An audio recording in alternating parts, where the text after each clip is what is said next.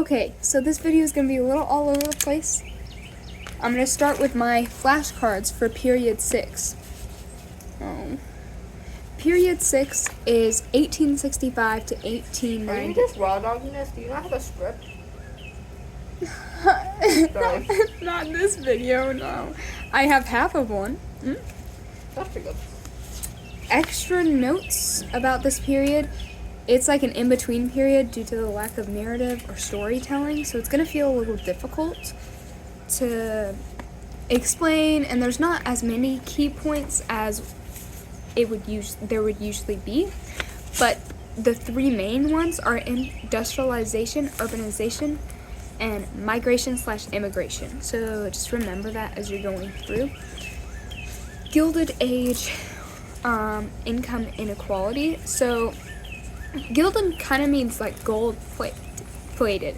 So it's like this false sense of security where it looks like maybe the nation is doing well in terms of income equality, because you still have wealthy people in the nation, but actually the system that they've built keeps the wealthier because they're off of this system where it's a limited amount of money. It's this limited max amount of gold, and if somebody were to control most of the nation's wealth, then it would most likely stay that way continually.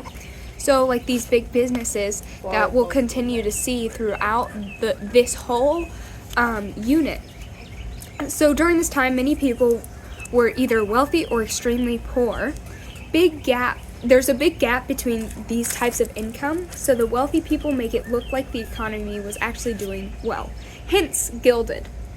And the captains of these industries that would really have a lot of this wealth would be Cornelius Vanderbilt, Andrew Carnegie, John D. Rockefeller, and J.P. Morgan. They come up a little bit, but not a ton. Those names just should spark, oh, this is big business, they control a lot of wealth. They're just the big business leaders, which you're going to hear that phrase a lot. And then, as well, along with this era is industrialization, and one of those main things that come with industrialization is a mode of transportation. Or you could say, I don't know which one comes first. Does the train come first? Does transportation come first, then industrialization? I think it's probably more so like this push and pull. During this time, there was a switch from using cattle as transportation to trains. Trains could be used all day, all year, and stretched across any expanse. So with trains came urbanization and industrial buildings, and then the economy would go up, and then jobs would go up, and everything was all connected to this one, each other. They all couldn't really function well without each other.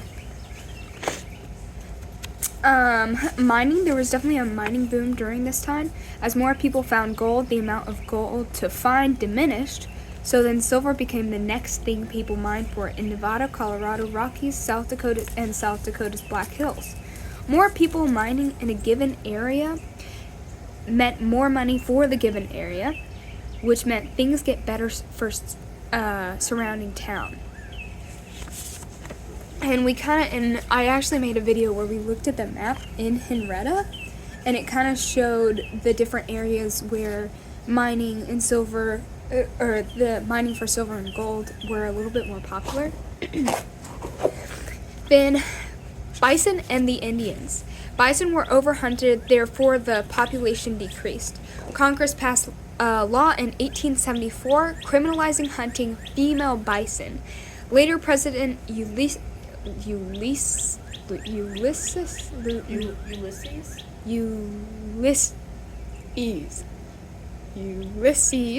S. Grant vetoed as it was a nuisance due to bison stopping on tracks and knocking over telegraph poles. People actually wanted to hunt bison to get rid of Indians because that was their food source. That was their, and the U.S. government actually told them, you can stay on this land as long as there's something for you to hunt, but sustainably. So it'll keep the number of bison won't get too big, but it won't get too small. Different terms that you're going to hear a lot are transcontinental railroad, Homestead Act, which is in 1862 gave 160 acres of federal land to any applicant who will improve the land. Land grant colleges, land, which is land states could sell to raise money for public universities. Comstock Code, Silver in Nevada. I don't remember that one.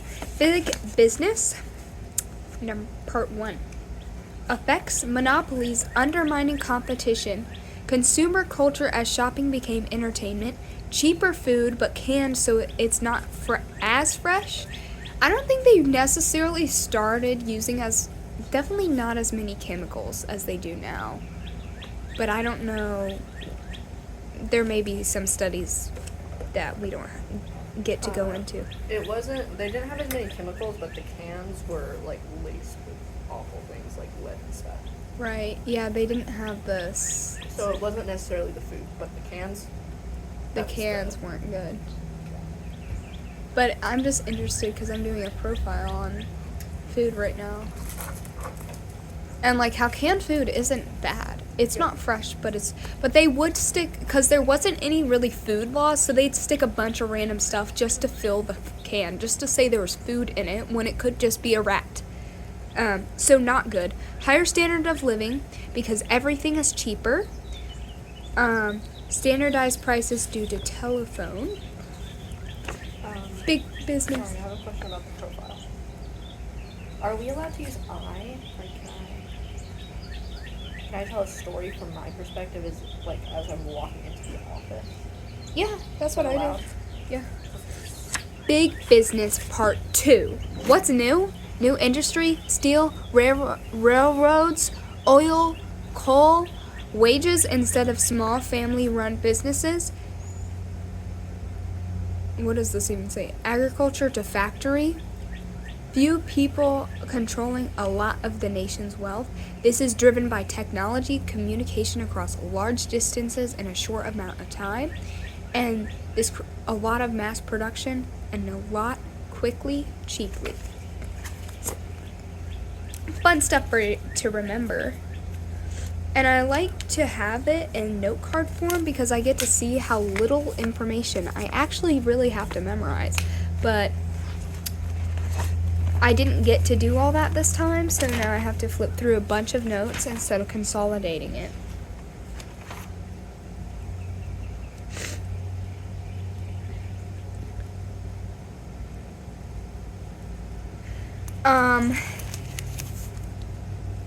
So there was also a New South growing in this time. So stuff that has changed there's crop rotation, more variety. So as there's industrialization in the West and East, the South still exists. There's still agriculture, and now we have the Midwest, and you can literally go and look on a map, and it looks like grits. Like, it's very agriculture, an agricultural economy over there, but like there's still these big businesses arising, but at the same time, it's not maybe a main source of income that everybody is a farmer. So you still need food on your plate, but how are you going to get the plate that your food's on? It's going to be these big businesses now. Sorry, I really like that. Thanks. I write a ton of script stuff in my notes for me to put in a script later, but never got to use it, so. I really like that. I'm gonna put that in the Thanks. Sharecropping, little industry growth, more railroads, more freedom for black people, and along with the little industry growth during this New South is educational opportunities for black people, legalized segregation, Plessy versus Ferguson, idea separate but equal idea established,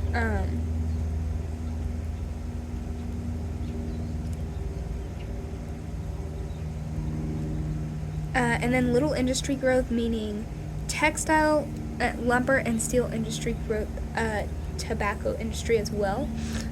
What stayed the same is going to be still not as financially strong as the North. Still farming, cotton belt still there, lack of freedom/mobility for black farmers, poverty still in South, and racism and white supremacy.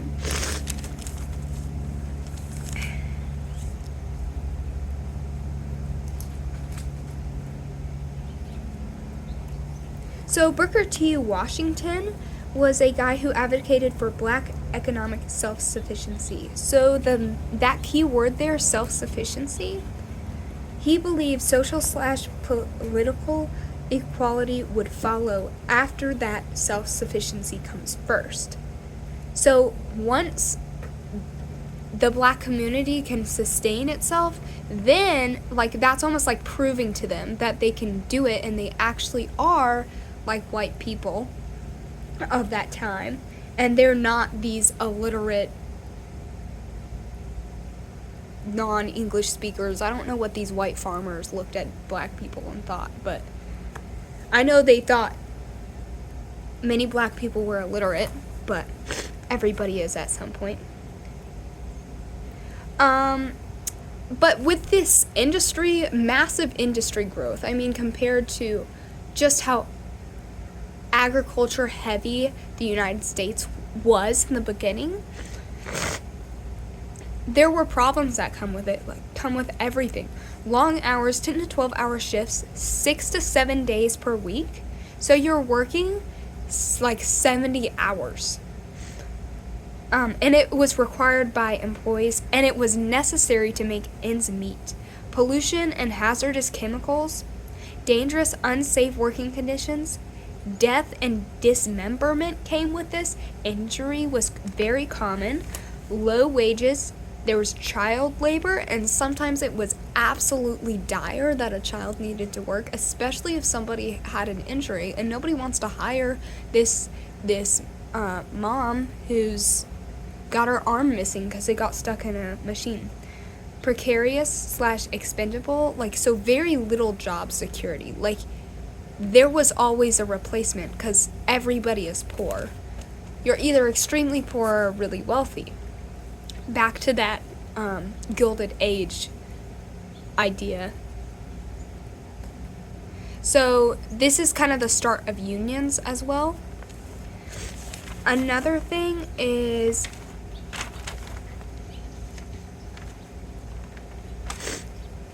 new immigrants, mostly Southern and Eastern Europe. Italy is where they came from. Greece, Poland, Russia, Siberia, Hungary. They were non-Protestant, so they were Jewish, Catholic, Eastern Orthodox. They were less likely to be skilled, and they were working low-wage, low-skilled jobs. I mean, because if you're looking at this, maybe they don't speak English, maybe they're not super talented. I know I can hire you for less because they don't know much about the culture here, or don't have the ability to join a union. 25% were young men working temporarily, coming from absolutist monarchies.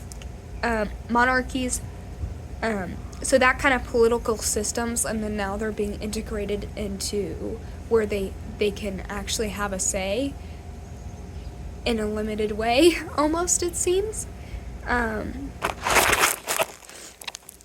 They were non-English speakers, even illiterate in their home languages. And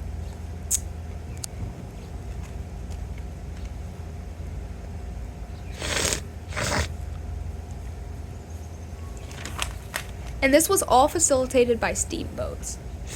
You know, you have to think about when something happens, you have to think about why and what is.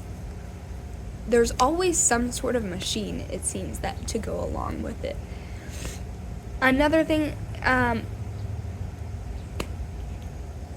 came with immigration was growth of cities. So they were clustered in ethnic neighborhoods. I mean, if you're moving to a new area, you're going to try to find your people. So that's what they did. It helped ease the transition into a new country by living around others who share language, culture, ideas, urban life support, and it is supported by industrial mass production.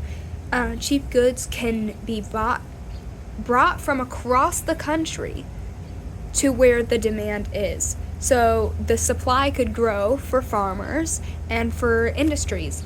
New technology enables the spread and rise of cities. Electric street lights. There were an amazing amount. Sorry, you're staring at me. No, There's an amazing amount of inventions. And then 1882, there was a Chinese Exclusion Act, first major immigration law that uses race as a factor. So, yes. And then the difference between these Democrats and Republicans, I brought up Republicans a bit because during this time they seemed to be very benefited. So Democrats were anti-tariff, divided on currency until 1896. Then they became pro-silver, which is kind of the populist party. And I think the populist party almost comes out of it a little bit. And I can't remember if the populist party, I think that's more radical. That's more democratic radical. Yeah, that's what I was thinking. Smaller government and states' rights was what they were kind of focusing on. And then their base was a working class, because they want more gold. They want inflation, because then they could earn more and they could buy things that, there's always going to be an expensive thing, but there's always going to be something cheaper. So they can still find that cheap thing, and so they can earn more. Most southern states were primarily Democrats, small business owners, Catholics, immigrants, Jews. Republicans were pro-tariffs, pro-big business, gold standard, and I brought this up, there's limited amount of gold, so limited amount of currency. Restriction of immigration. Business leaders were part of their base. Most of the North and West were voting for Republicans. Middle-class Protestants, Black Americans, and Union veterans. And they were just divided on different issues. And that's why they're voting for whoever. So if you think about business leaders, if Republicans are pro-big business, yeah, these business leaders are going to vote Republican. And if the West and North is big business, is getting industrialized, yeah, they're going to vote for what's going to help their economy. And so if you're thinking about like middle class and Protestants, that may seem a little, there is a rising middle class a little bit, but not so much. Then there are these, and Protestants,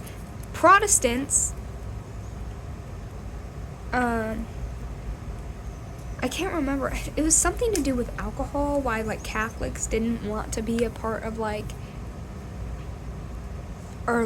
this push for like not having alcohol, so Protestants were like, well, that's part of our communion. So Black Americans actually found a little bit more freedom with the Republicans, as well as Republicans could frame them as they were fighting for the Union, not the Confederacy. So they can frame it as that. And then as on the other side, when Democrats have most southern states were primarily Democrats, you think about, that's the Confederacy. Democrats were pro-Confederacy, I think that's the connection that I'm supposed to make with that.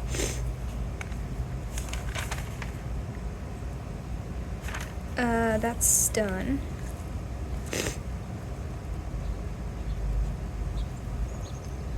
I'm gonna just read off of this. No, I mean, I've talked about this. Anyways, done.